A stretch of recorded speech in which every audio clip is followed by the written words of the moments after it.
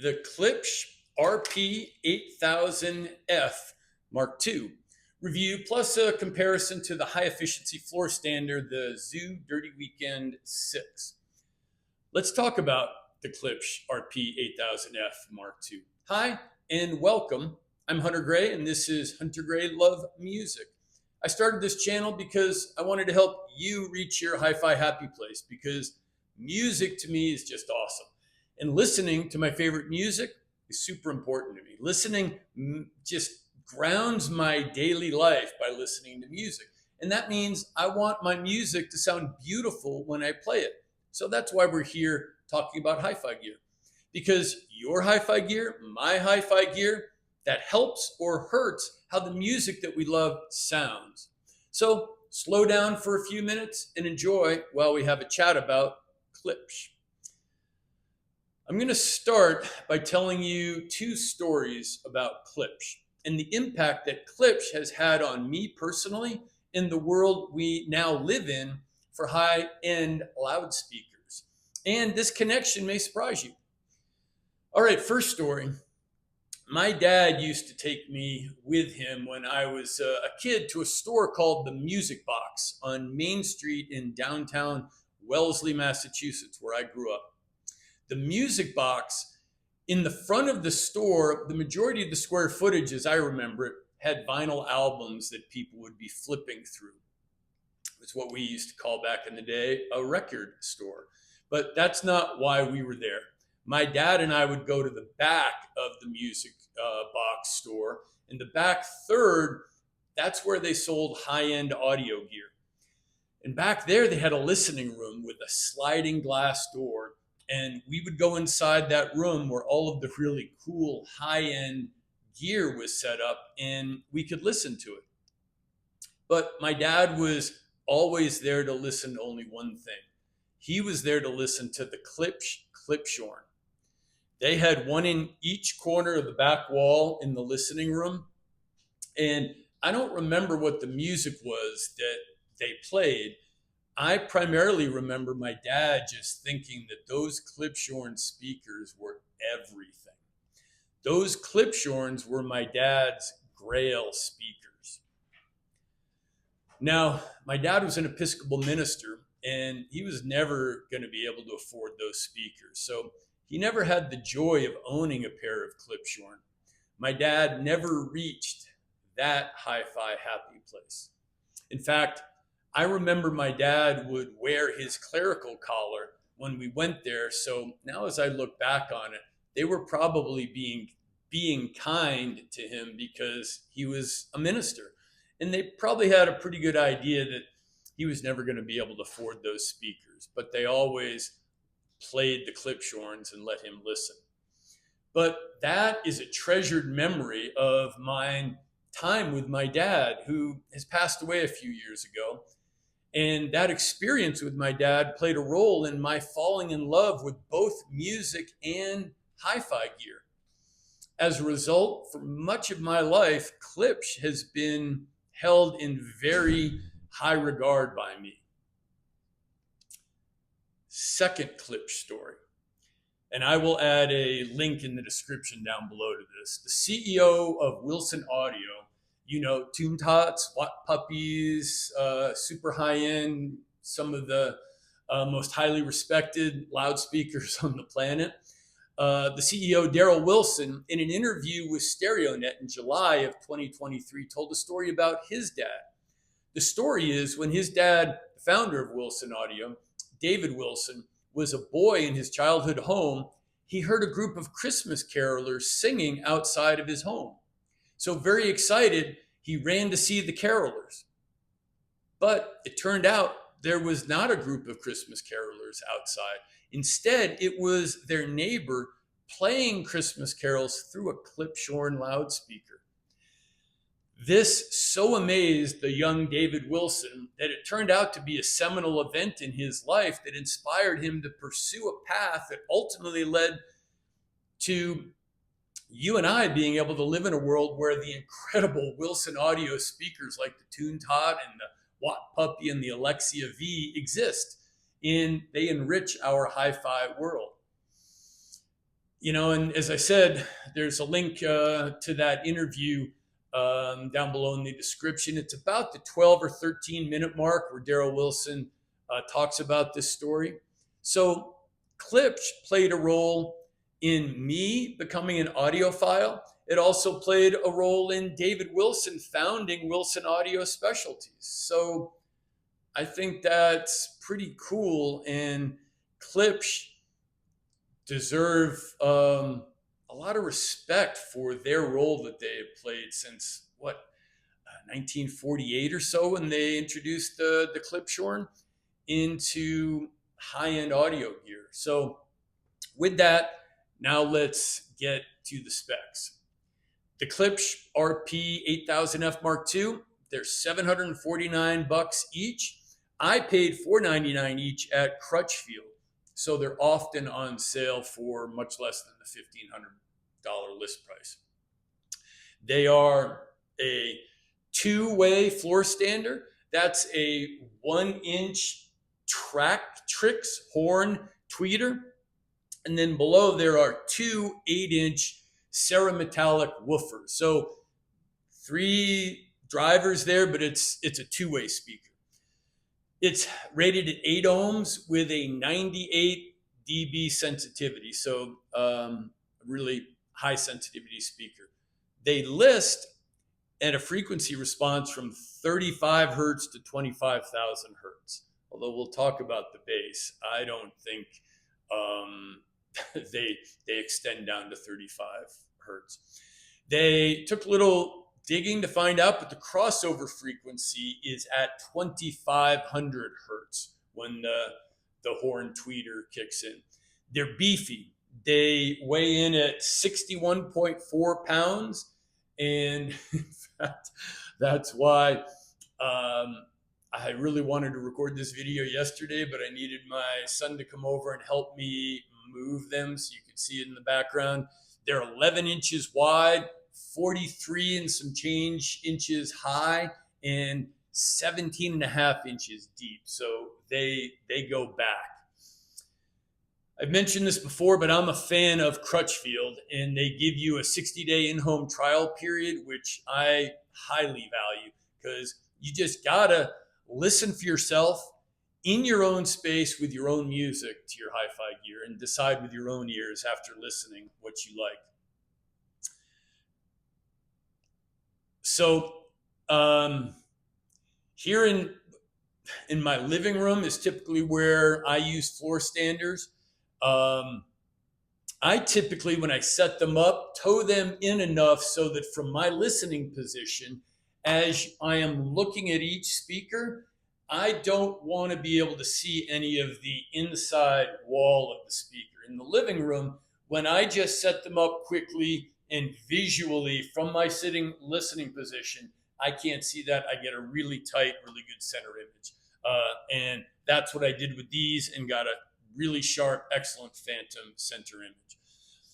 Even though they have 2 significant, substantial rear ports, I position them only 9 inches from the back wall, partially because they're almost 1.5 feet deep.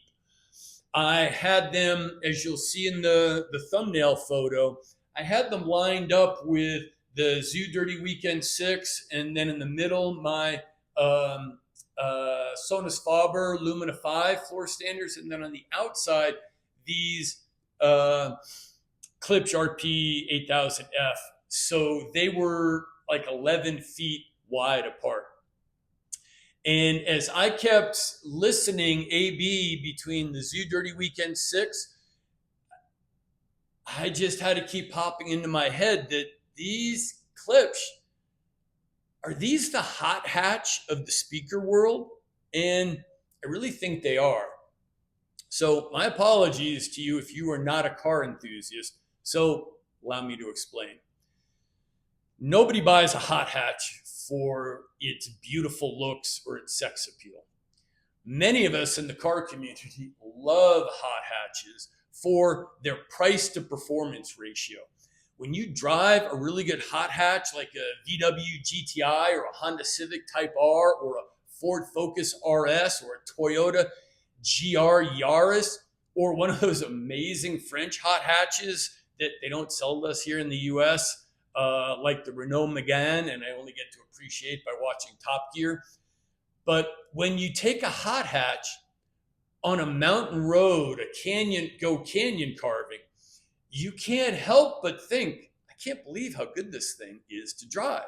And immediately, as soon as you have that thought, you're like, the very next second, I can't believe what this costs. This is the thing. The hot hatch is just a tremendous value. But after a great drive on a mountain road, that hot hatch goes in your garage, not in your living room. And here's the rub on these Klipsch hot hatches.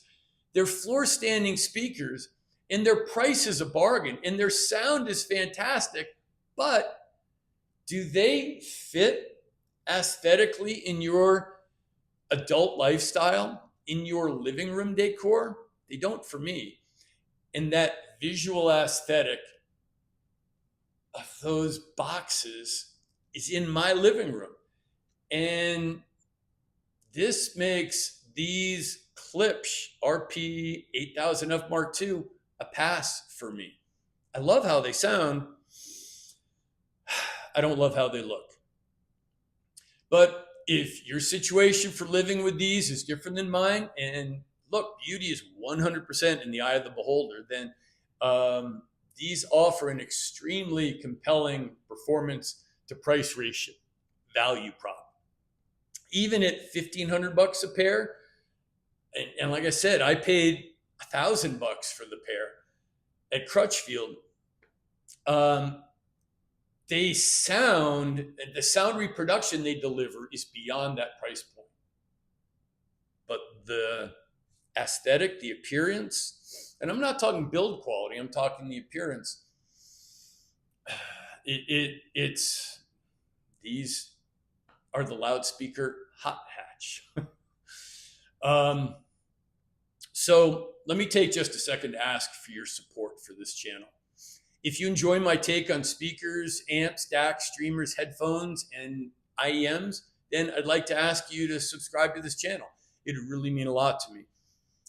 I try to stay away from details that you can learn yourself online. I think my repeating that info is just a waste of your time. Instead, I really focus on details that can only be discovered when you have the product in person. And toward that end, I'm really hunting for hi-fi gear that's really high value. So if you're able to, please support the channel by clicking on the Patreon link below in the description. On Patreon, there's a Telegram chat option, as well as a Zoom meeting get-togethers for patrons. So please click on the Patreon link in the description and just take a look for yourself. I also want to make you aware that most, but not all, of the links in the description below. So for instance, the Amazon link for the Klipsch is an affiliate link, but the Crutchfield link is not. The affiliate links do not cost you anything. And when you buy something, but this channel does get a small commission, which makes a big difference for the channel to continue to be operating. The affiliate links are a no-cost way for you to show your support for the channel. So I thank you very much for that. But really, I'd love to get to know you personally by your joining my Patreon. And that would be, really a ton of fun to get to know you, to know what your system is at home, what your end game Grail system looks like, and what part you are considering upgrading in your signal path. What types of videos you'd like to see more of. I'd like to hear that from you as well. So again, thank you again for your support for this channel. All right, let's talk about comparing the Klipsch RP 6000Ms to the also high efficiency floor standing speaker, the Zoo Dirty Weekend 6. They both list for about $1,500. The Zoo's, $15.99. These $14.99. Both are high efficiency floor standers. So to start, the Klipsch have a better and more open soundstage. When you A/B listen, that becomes, readily apparent. But it also becomes readily apparent that the Zoo Dirty Weekend 6 has a way better bass that not only reaches lower, but has more weight and heft and punch. I would, if I kept these Klipsch, I would need to pair them with a subwoofer. And I don't feel the need for a subwoofer with the Zoo DW6. The bass from the DW6 just has more fullness, has a much richer, fuller tonality to the bass on the Dirty Weekend 6. The bass on the Klipsch in my A/B listening sounds thin and just has something missing compared to the DW6. It's just readily apparent. Now, those are the differences. Both speakers check all of my evaluation boxes for detail retrieval, instrument separation and layering, fantastic on both. Smooth treble energy. Now, the Zoo Dirty Weekend 6 has a sweeter, more beautiful treble tonality to my ears, but the Klipsch tracked horn, track tricks horn tweeter is terrific. Really enjoy it. Not only do both of these have fantastic mid-range, but they both also have a beautiful tonality to the mids, to those guitar string plucks on acoustic guitars. I want to hear a richness and a beauty, and both of them have that, even on Class D amplification. And for me, that mid-range, beautiful tonality I'm looking for, and it's really appreciated. And I get it on both the Dirty Weekend 6 and these Klipsch floor standards. Both of these speakers have excellent soundstage, but as I mentioned, the Klipsch clearly has a more holographic soundstage, and I loved it. So really the bass and the soundstage is what separates these two as far as their ability to perform when it comes to sound reproduction. But as floor standards, in my humble opinion, loudspeakers are also a piece of furniture in your home. And the Zoo they can hang in my living room. I'm still sort of debating, but I think I may hold on to the Zoo Dirty Weekend 6 as a new reference, $1,500 floor standard, and also as a high efficiency reference speaker. Not 100%, but I'm leaning that way. I really like them. And the Klipsch, they are going to be going back to Crutchfield, and I'm going to be trying something else. I'm still looking for, a couple other options. So now, Klipsch, I have a suggestion for you.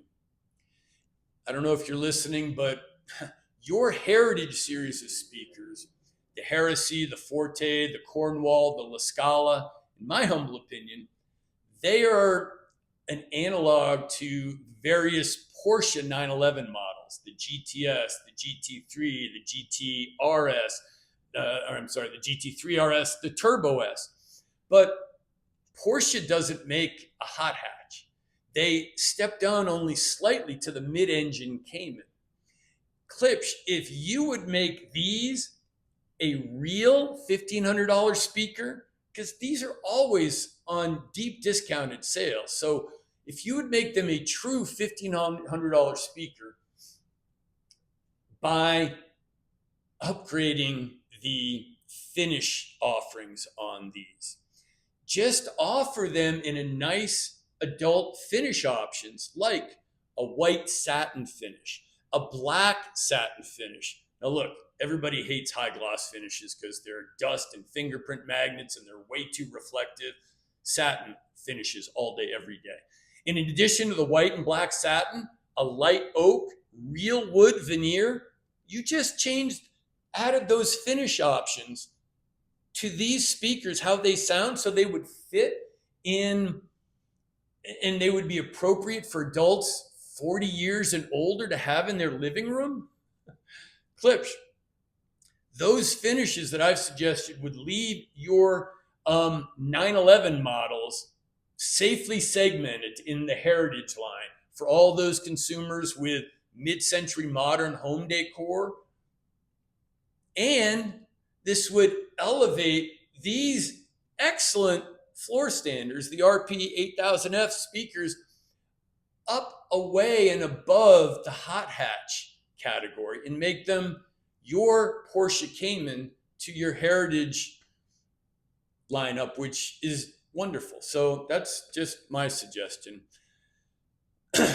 So real quickly, because I like to cover this, will a low-powered tube amp drive them? My reference 7.6 watt per channel single-ended triode 300B tube amp drive them, the Rysong A50 Mark III.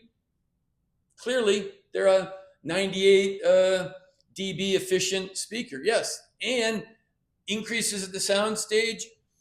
Their tonality and their instrument separation and layering don't really need improving, but it opens up even more the sound stage and adds more weight and heft and tonality to the bass. Not enough. I would still need a subwoofer, but unfortunately, I just don't think most buyers of these RP8000F Mark II are going to be pairing them with a single-ended triode 300B tube amp. So, yeah, it drives them great.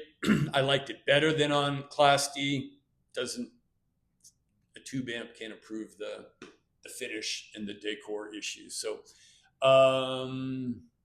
anyway, one last thing. Because I had to have my son come over to help me move them, to put them here to have in the background when I'm recording this review. Before I moved them, I left them set up and I sat my son, who got his bachelor's degree and a major in music, and he's a drummer, so he's not an audiophile, but he's a musician. And most audiophiles are not musicians, and most musicians are not audiophiles, but he loves music. So I sat him down and I played 3 songs that I know he knows very well, and I A-B'd those with the Klipsch and the Dirty Weekend 6. Now, the first 2 songs, he had me A-B back and forth twice before he gave me an answer, but he preferred the sound of the Klipsch over the Dirty Weekend 6. Then the 3rd song I put on was a dance song with a driving dance club beat. And I'm like, he's a drummer. He's going to notice the missing bass and he's going to change his mind. And I don't know if it's because he'd already chosen one sound, but he clearly preferred the sound of the Klipsch over the Dirty Weekend 6. I prefer slightly the Dirty Weekend 6. And he doesn't know the audiophile reference of what in audiophile lingo, what soundstage means. He uses soundstage as a performer and as a musician. But my take is that it was the soundstage presentation that came from the Klipsch, which won him over. But he's 31 years old, and he's a drummer and a musician, and I'm an audiophile. He preferred these. So again, hot hatch. The sound reproduction of these is fantastic. All right. Just wanted to add that little tidbit of my son's preference. So that is my review of the Klipsch RP8000F Mark II. Now, again, I want to say thank you for watching.